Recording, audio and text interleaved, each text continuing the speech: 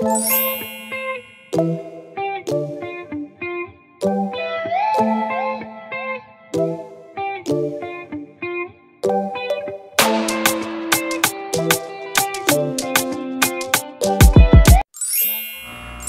to Pagsibol Village Phase 2 East. Ito po ay no down payment, no equity, and no reservation.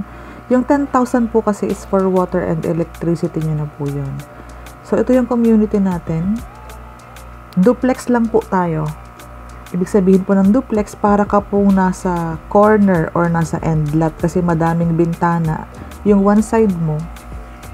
And ayun, ang space kasi ng 2-car garage parking lot mo is nasa gilid. So, kung gusto mong ma-extend yun, malaki po ang magiging kusina mo. So, ganito yung bare type natin na turnover. Naka-first coating po siya. Itong left side na to ang pataas natin. So, ito po, madaming bintana kung mapapansin nyo, kaya maliwanag. Wala pa pong rooms ang taas kasi no down payment tayo, no equity and no reservation. Ganito po ang turnover unit natin.